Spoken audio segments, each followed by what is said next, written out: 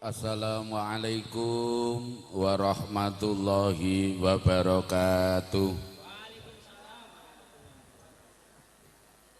Al-Fatihah. A'udzu billahi minas syaitonir rajim. Bismillahirrahmanirrahim. Alhamdulillahi rabbil alamin. Ar-Rahmanir-Rahim. Maliki yaumiddin. Iyyaka na'budu wa iyyaka nasta'in. Ihdinas siratal mustaqim.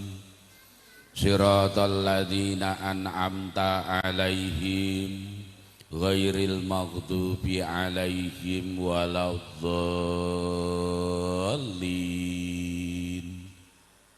Amin. Bini sepuh, para rawuh, Bapak Ibu, anak-anak kula sedaya ingkang kula tresnani, kula banggaaken hajat keniatan Bapak Tukimin Hadi Suwito sak putra wayah dalu menika kentun doa nyuwunaken pangapunten khusus keberkahan kemanfaatan kagem almarhumah Sibu Rakinem dipun tuju pendak kaping kalih. Monggo sareng-sareng bismillah diniati nggih Pak Bu nggih. Kita sareng dedhepe dhateng Allah, muga-muga hajat keniatan saking Mbah Tukimin sak putra wayah kasengkuyung sedaya keluarga ageng wonten ing Jati mugi sinembadan dening Allah. Kita ginakaken mangke kagem dedhepe dhateng Allah, bismillah nggo bareng-bareng diniati lantaran silaturahim dalu menika Allah paring keberkahan dhateng gesang kita sami. Getosan kali kula nggih. Monggo bismillahirrahmanirrahim. Asyhadu alla ilaha illallah wa asyhadu anna Muhammadar Rasulullah. Astaghfirullahaladzim. Astaghfirullahaladzim. Astaghfirullahaladzim. Allahumma salli ala Sayyidina Muhammad wa ala ali Sayyidina Muhammad. La ilaha illallah.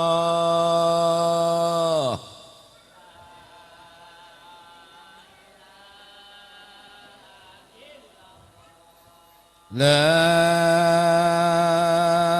ilaha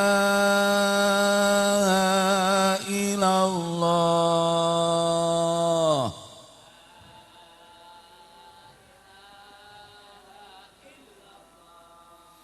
La ilaha illallah.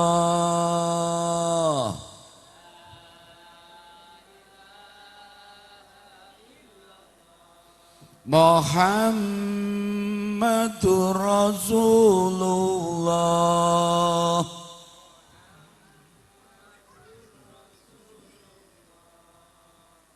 Monggo Bapak Ibu bismillah bareng-bareng dedhepe nyuwun dhateng Allah. Mugi keberkahan tansah nyartani dhateng gesang kita sami. Muga-muga ridane Gusti Allah tansah rumentah dhateng sedaya kula lan panjenengan sami. Muga-muga sedaya penyakit sing manggon ing badane dhewe bengi niki diangkat dening Allah. Muga-muga sehat jasmani rohani kita sami. Muga-muga tetep iman Islam kita sami.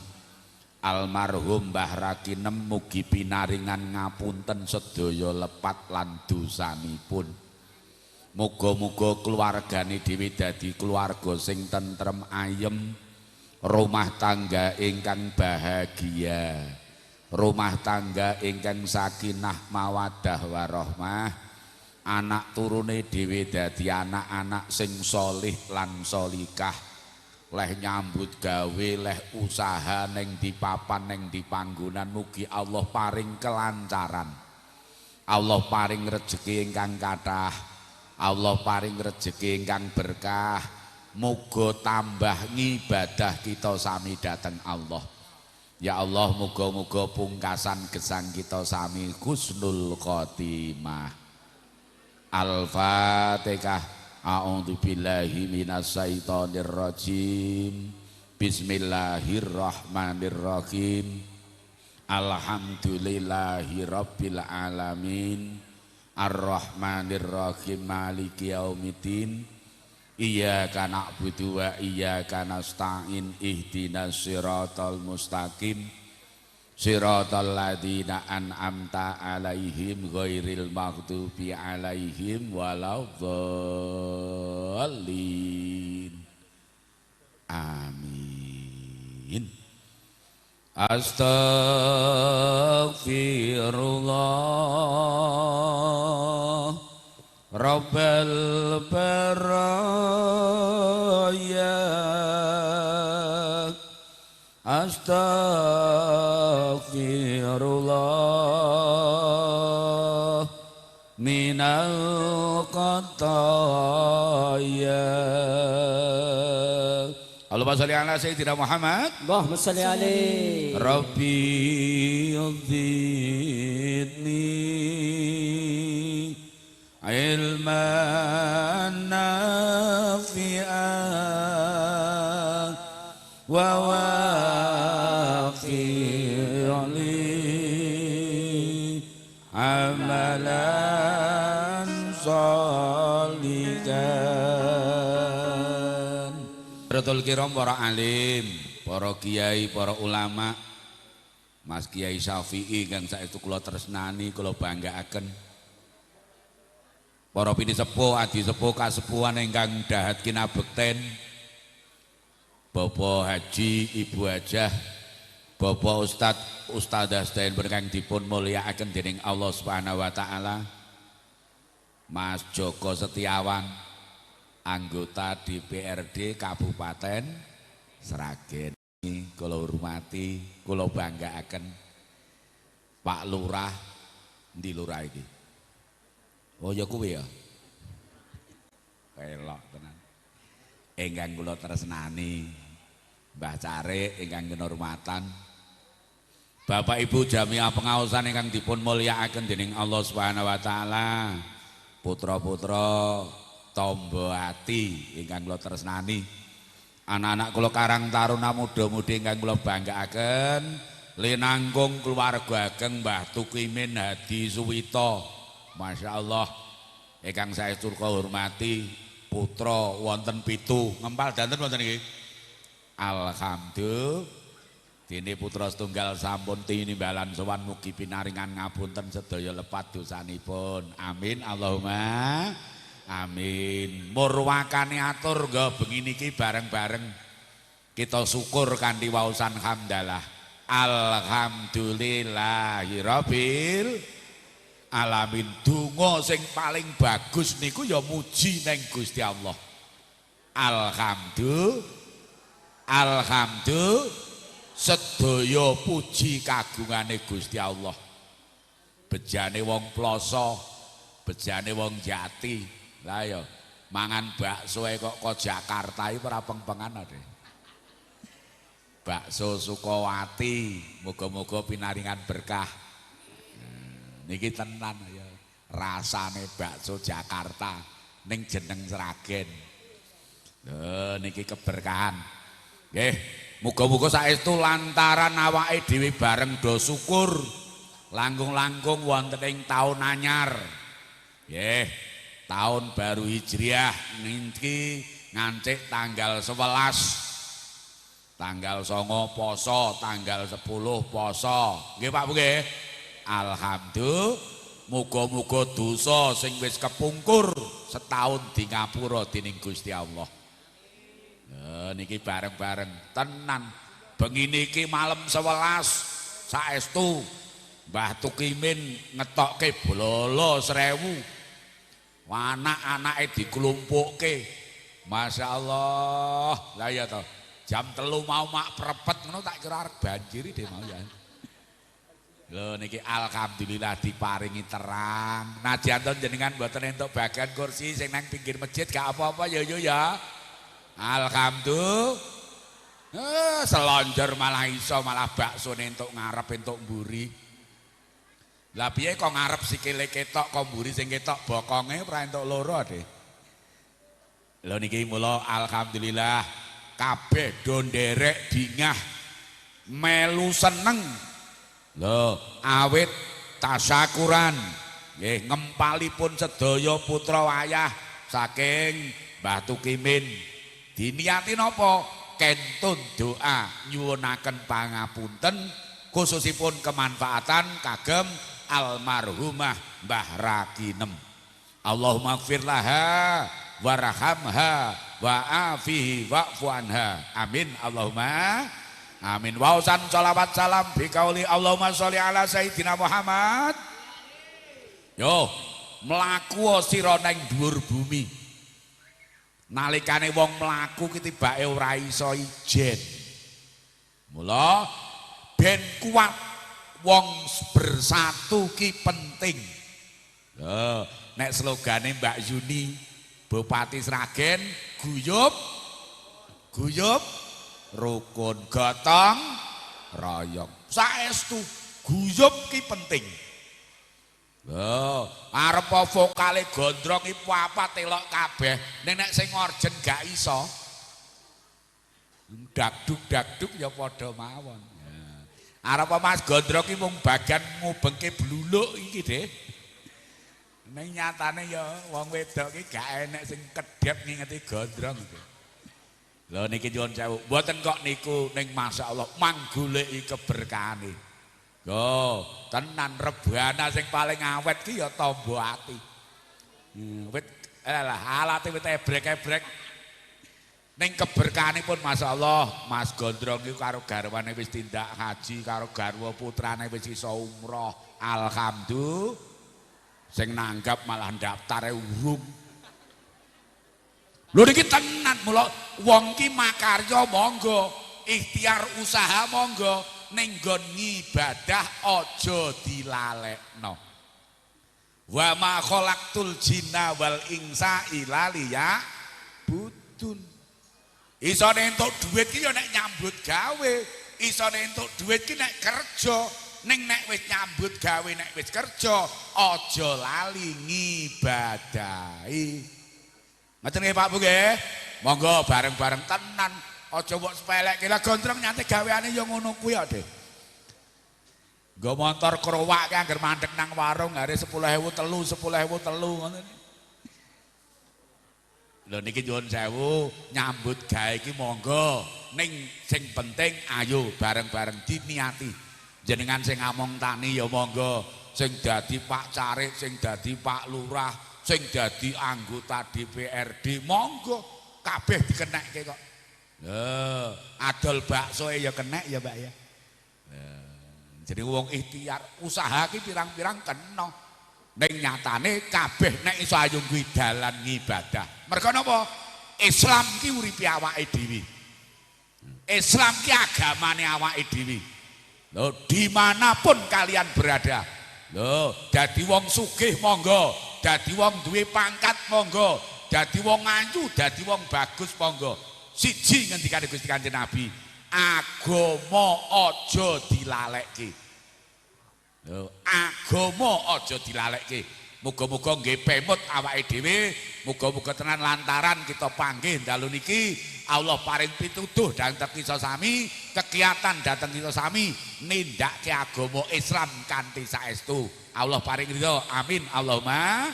Amin. Ya le. Allahumma sholli ala sayyidina Muhammad. Allahumma sholli alaihi. Bismillahirrahmanirrahim. Idza matabnu adama ing qata'a amaluhu ila min salasin sedaqatin jariyatin au ilmin yuntafa'u bih awaladin sholikin yat'ulah. Monggo Bapak Ibu, bismillah. Islam sing dadi agamane awake dhewe diyakini ditindakake muga-muga nggawa kebegjan kamulyan wit donya ngantos ngakhirat. Lamun mati anak Adam idza matabnu adama pedhot sate ngamale kejaba telung perkara idza matabnu adama ing qata'a amaluhu ilamin salasin kabeh pedhot ngamali jabatane ditinggal bandane ditinggal bojone ditinggal anake ditinggal kejaba telung perkara ngamal jariyah kang sepisan Masjid Sholikin saiki ketok bagus alhamdulillah ketok ngarepan kae mathuke diambake ya Ede kae jek enek 7 meter mbok menawa nggih serambi. Iya jenenge ya. Alah. Kandha Paiman wis kandha dulure lanang dulure lanang kabeh ya Man ya. Rasa kandha mase. Kandha Paiman ae ora teko nggone. 7 meter diambake. Ngamal jariyah niku najan to wonge wis mati jek oleh ganjarane. Bangun masjid. Bangun pondok pesantren, bangun madrasah diniyah, dandani dalan, DPR gayane akeh ya Mas ya. Ya wong teko ora ngono sok-sok kene. Ya mungkin Mas, alah tenan kok. Lah witekke piye dijagake. Lho niki tenan jariyah najan to wonge wis mati. Mula mbae dhewe dhisik gak tau ngomong akeh kok. Nek masjid didandani rakatang paku siji. Paku siji niku larang napa murah? Lah, jadi gawe masjid semono gedene, pasang usuk, pasang reng, paku siji kok gak udun ra cah ploso apa enek. Lho niki nyuwun sewu jariyah oleh ganjarane najan to wis mati. Ngamal jariyah kang sepisan. Ya. Dene sing nomor kalih pripun? Ngilmu manfaat ping pindho.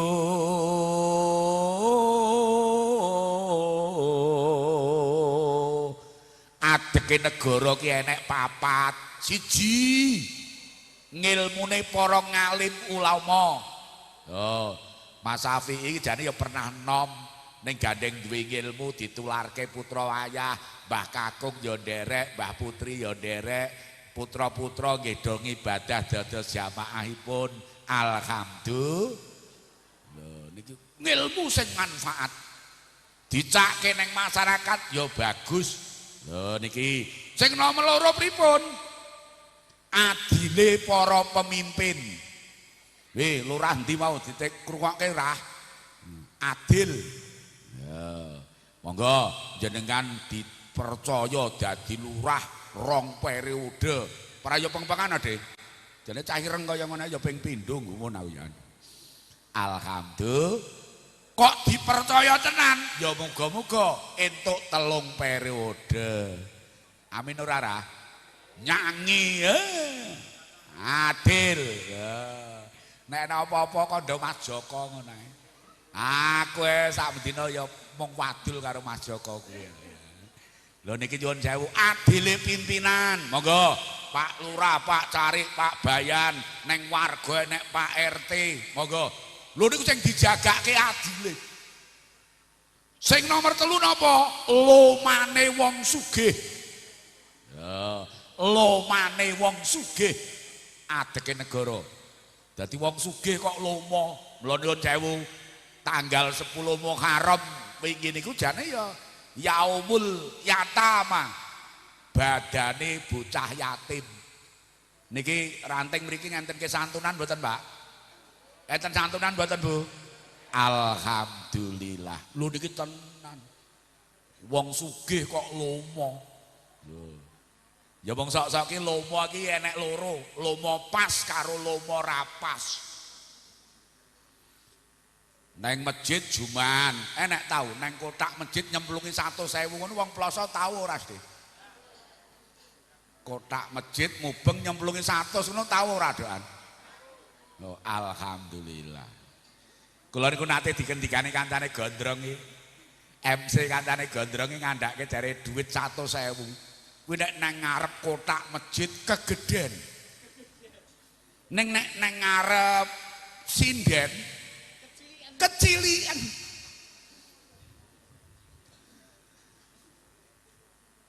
Juman cah ploso ora ya 2.000 rek ya. Ndedit 10 kelakon menggok warung sik diijolke 2.000-an entuk 5 hari kanggo ping 5 Dik. Nggih mboten? Alasane ikhlas kok dhewe iki akeh ikhlas kok ya. Lah iya. Bar nang gone tau wani nyawer menggok warung sik puluhan ijolke 2.000 ngono enak ora, Dik? Bojomu banter meni mboten apa roh lek kowe. Lho niku tibaken tekan gonten niku mula monggo enek wong sugih ana mung berhasil mung kari nanjake bondo kenyatane ya enek sing bener ning enek sing ora bener. Nggih monggo bener ya kenek ning penere niku sok-sok sing kleru.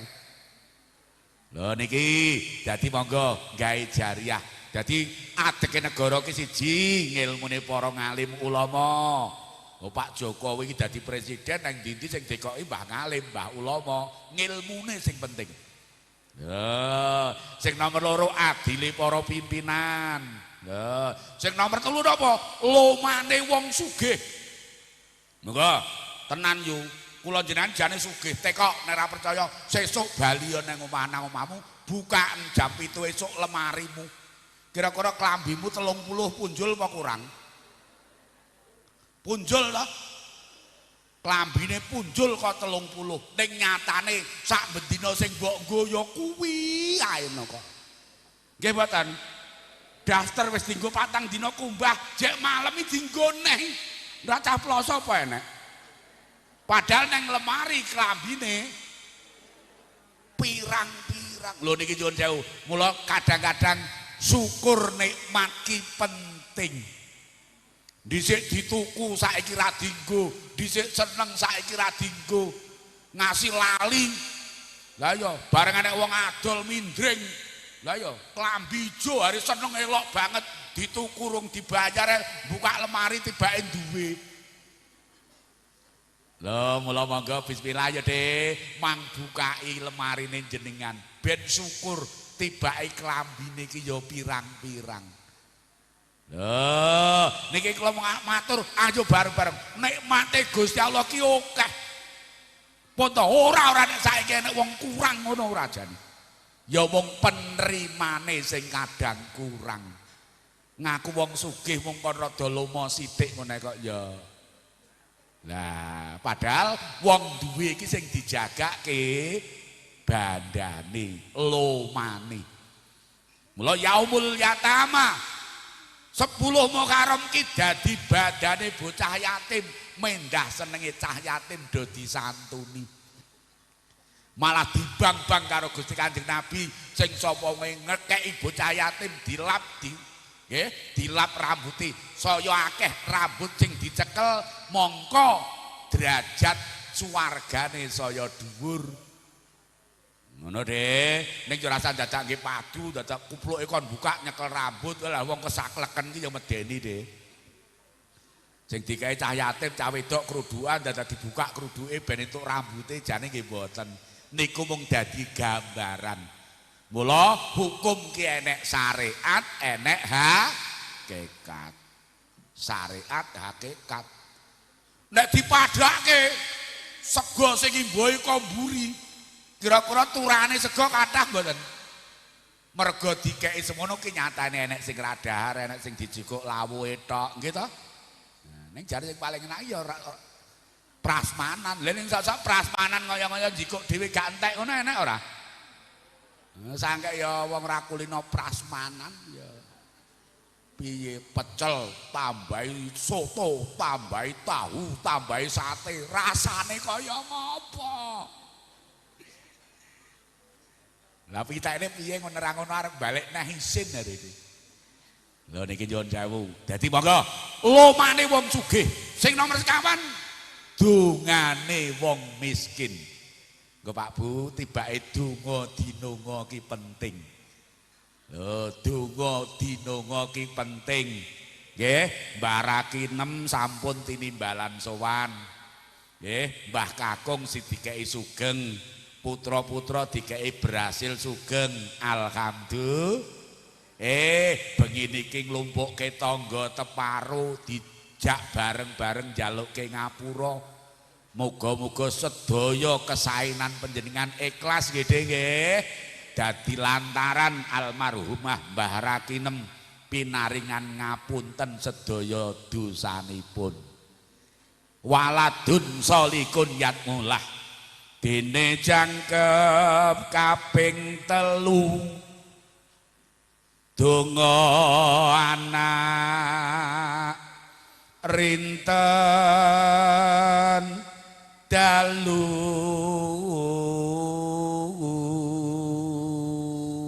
Allahumma sholli ala sayyidina Muhammad. Nek donga Allahumma gfirli wali walidaya warhamhuma kama rabbayani shaghira. Mang sebut jenenge mbokmu, mang sebut jenenge pakmu, mang wadulke ning Gusti Allah.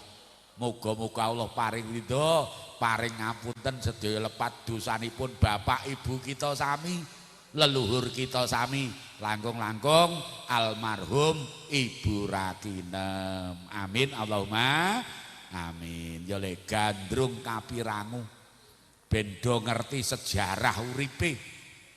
Anak-anak ki iso gedhe mergo ditresnani wong tuwa. Nggih mboten? Mergo diragati wong tuwa do pinter, mergo dirabekke mboke pake saiki do omah-omah seneng. Lho mergo didongake mboke pake saiki do berhasil. Ben berkah kula pesen aja do lali karo wong tuwa. Ya Nek, Allahumma sholli ala sayyidina Muhammad. Allahumma sholli alaihi.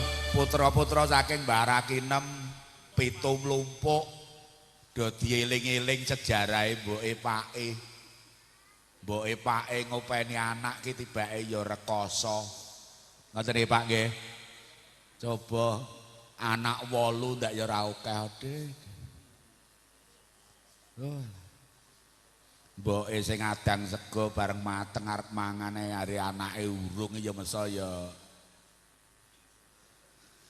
anak 8 sing teko 6 sing urung loro ngono ae Mbah wedok lan ndelikke lawuh ing ati-ati. Ndang nek diculke kabeh kena ya oh alah sing keri rauman.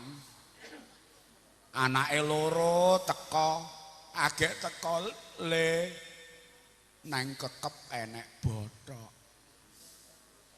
Dibuka tibake nggih cah loro, masyaallah. Bareng anake kelengan, "Lah kowe, Mbok?" "Aku wis." Kira-kira mboke mpun dereng? Mpun apa dereng? Kaya ngono lho ngalahi wong tuwa. Bareng anake loro wis mangan, cah 8 wis mangan kabeh. Mbah wedok agek kliput-kliput memburi, mbok menawa enek turang. Ning kira-kira anak-anak ploso ndak ya do melek Dik. Masyaallah, kaya ngono rekasane wong tuwa, masyaallah. Nggo do dieling-eling. Mula monggo bales budi birrul waliden. bagus neng wong tuwa ki tibake penting. Moga dadi pelajaran ki awake dhewe nggih.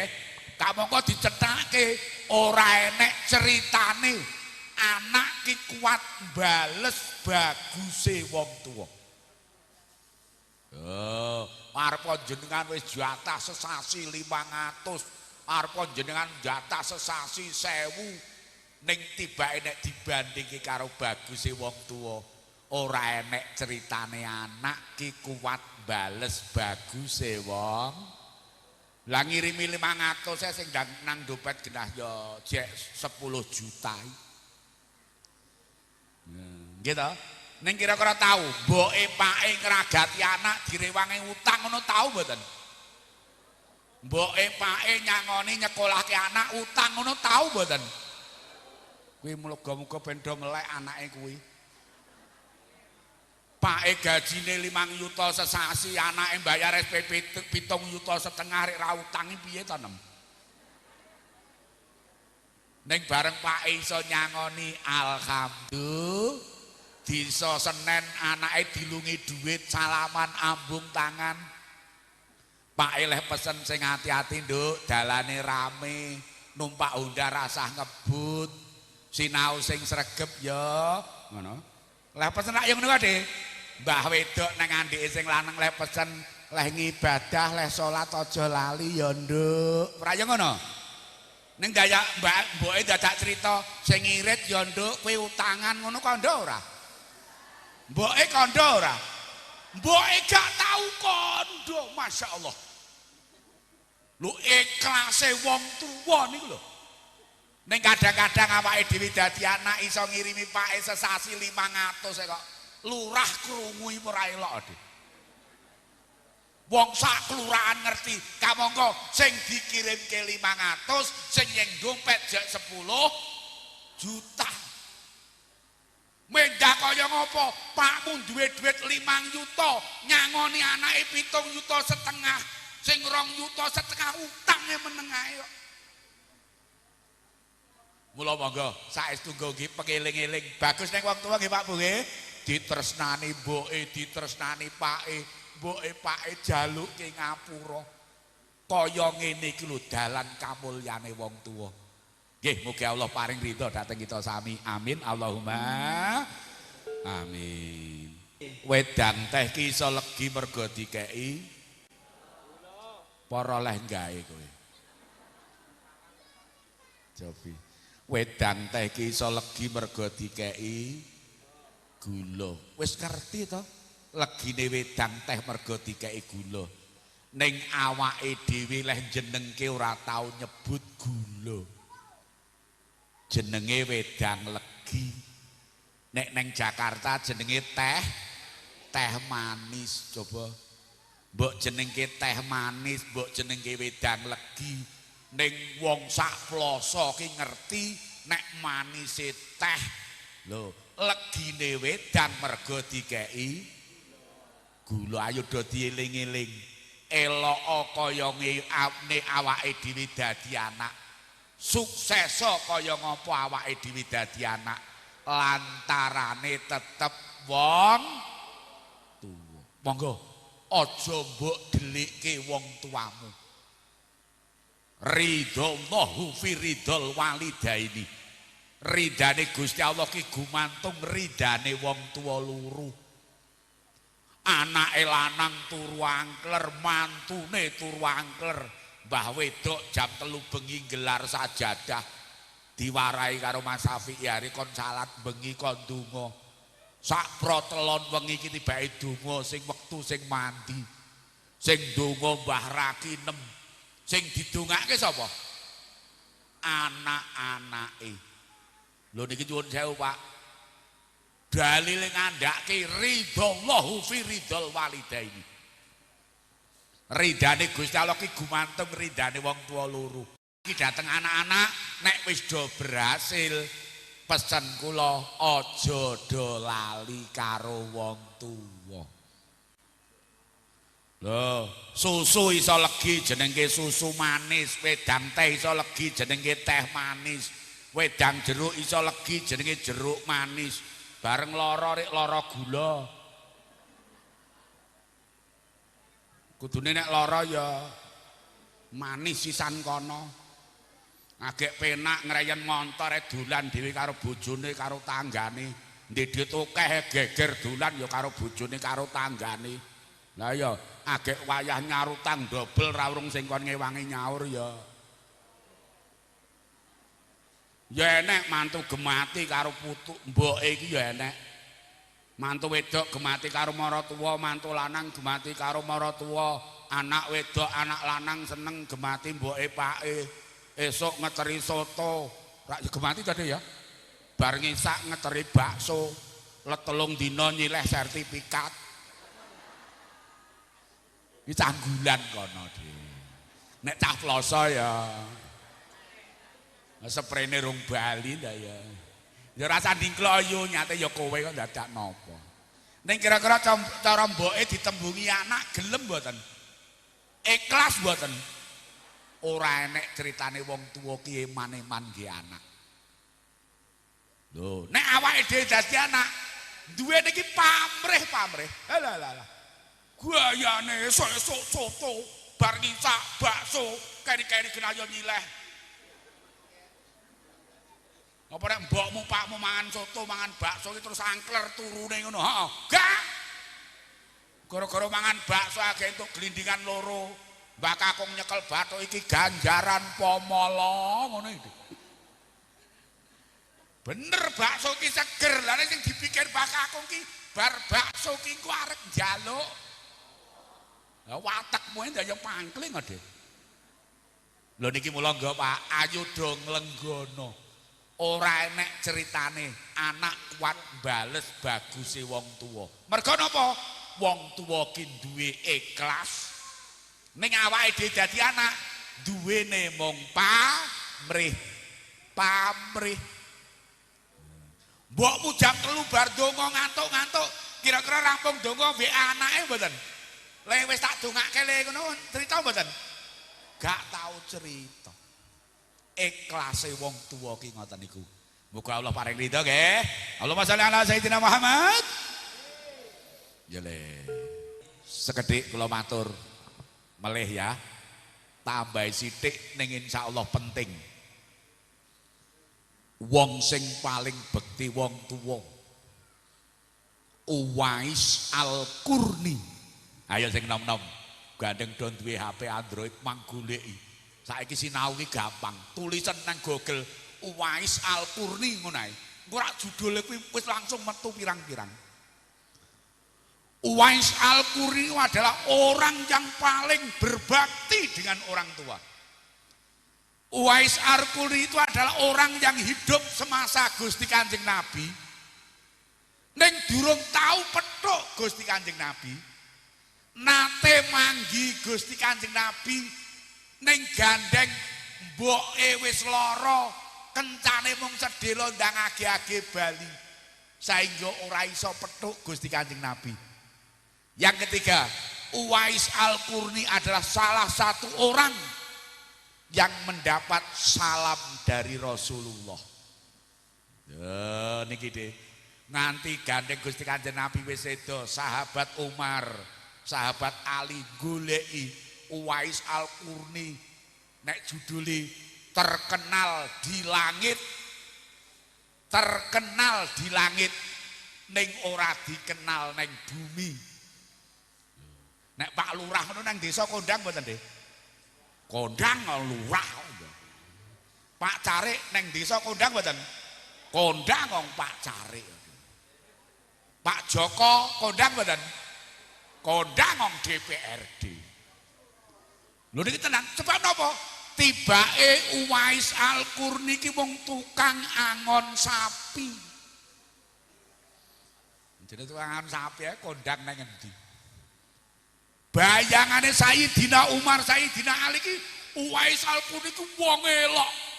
Cara dadi kiai santrine mesti pirang-pirang. Wong ngasih Gusti Kanjeng Nabi titip salam ora ya kurang piye to. Leh bayangke ning bareng digoleki petuk-petuk darane ada yang namanya Uwais Al-Qurni ada di dia adalah pemelihara sapiku. Bareng wis petuk karo Uwais Al-Qarni ngasih ditekoke amalan apa sing ndadekke kowe kondang. Tibake napa Bapak Ibu, bektine Uwais Al-Qarni ning wong tuwa ki Masya Allah. Niki mung arep gendong mboke mergo mboke wuta wis ra iso mlaku. Cita-cita menghajikan ibu. Mula monggo putra-putra saking Mbah Tukimin nggo nek umroh ya mboke diumrohke. Nek kaji mboke dikajekke. Sing umroh anake, sing nampa mboke, kirake mathuk mboten nggih? Ayo istiqomah. Sing nyanyi anake ning dingge mboke kenek. Sebab umroh ku ora mung pisan tok. Jenengan nang kono 4 dina, nggih, umroh paling ora ya ping 4. Sik dhewe nggih awake dhewe ping 7 ya nggih mboke, gandeng mboke wis seda. Ping 3 ya nggih mbae, wong mbae wis seda. Ewadene pake Mbah Tukimin jek urip ya dijak malahan. Lho niki nyuwun sewu. Tenan, Pak. Uwais Al-Qarni iki mung mergo arep ngajekke mboke latihan gendong ki sing digendong sapi pedhet sing diingu. Mergo sapine leh ngingu nang pucuk gunung, anggere esuk pedhet digendong, esuk pedhet digendong. Apa yang dilakukan Uwais Al-Qarni tibake Pak Bu? Latihan sok nek haji gendong mboke ben kuat. Istiqomahe kaya ngono. Bareng wis kelakon haji tawaf ngubengi Ka'bah. Apa yang didoakan Uwais Al-Qarni? Uwais Al-Qarni iki mung ndongake muga-muga mboke yang didoakan adalah orang tua. Nganti mboke kandha ora to lele. Mbok kowe ndongake awakmu dhewe. Rasa ndongake aku. Itulah kalimat yang dikeluarkan oleh ibu. Mergo napa? Sangke Uwais bektine ning mbok. Ngasih mboke ngandani lele, mbok kowe ndonga nggih awakmu dhewe. Aja mung ndongake aku. Apa kata Uwais Al-Qarni? Saya percaya dengan ibu. Saya percaya dengan ibu. Mergo dalile genah ridallahu fi ridal walidain. Nek Gusti Allah nek wong tua ridho, Allah mesti ridho. Inilah ingkang saged kula aturaken dalu niki, monggo Pak Bu nggih, dateng putra-putra saking Pak De Tukimin nggih, samugi putra kandung, putra mantu padha mawon ta niki nggih. Monggo ditambahi bektine nang wong tua, bagus nang wong tua, muliakan orang tua, tidak ada batasnya. Walaupun orang tua sudah meninggal, kita doakan. Sedekah untuk orang tua itu boleh walaupun sudah meninggal. Kaji nggih wong tua ki kenek najanto sing dikajekke wis ninggal. Umroh nggih wong tua ki kenek najanto sing umroh ke wis meninggal. Inilah upaya kita untuk berbakti kepada orang tua. Keberkahan kagem keluarga ageng Bapak Tukimin sak putra wayahipun, khususon kemanfaatan datang almarhumah Ibu Rakinem, lumai baru pendatang kita keluarga kita sami, amin Allahumma amin. Allahumma sholli ala sayyidina Muhammad wa ala ali sayyidina Muhammad sayyidina wal awalina wal akhiran kulli sahabati rasulillahi asma'in. Allahumma gfirli wali walidayya warhamhuma kama rabbayani shaghira. Allahumma gfirli wali walidayya warhamhuma kama rabbayani shaghira. Allahumma gfirli wali walidayya warhamhuma kama rabbayani shaghira. Allahumma gfirlil mu'minin mu'minat wal muslimin muslimat al ahya'i minhum wal amwat innaka sami'un qaribun mujibud da'wat. Manfaatan abaina wa ummahatina ya Allah, manfaatan datang bapak ibu kita sami ya Allah, manfaatan datang sedaya leluhur kita sami ya Allah, manfaatan datang sedaya guru kita sami ya Allah, manfaatan hadal qaryah, manfaatan sahibul ijazah wal karamah, manfaatan li anfusina wa ahlina wa dzurriyyatina wa azwajina wa auladina ya Allah ridha, manfaatan datang sedaya hajat, khususan manfaatan wa ila ruhi Ibu Rakinem. Allahumma gfir lahum warhamhum wa afihi wa'fuanhum. Rabbana atina fid dunya hasanah wa fil akhirati hasanah wa qina adzabannar wa adkhilnal jannata ma'al abrar ya aziz ya ghafar bi rahmatika ya arhamar rahimin Subhana rabbika rabbil izzati amma yasifun. Wassalamun alal mursalin walhamdulillahi rabbil alamin. Al-Fatihah. A'udzu billahi minasyaitonir rajim. Bismillahirrahmanirrahim. Alhamdulillahi rabbil alamin. Ar-Rahmanir Rahim Maliki yaumiddin. Iyyaka na'budu wa iyyaka nasta'in. Ihdinas siratal mustaqim.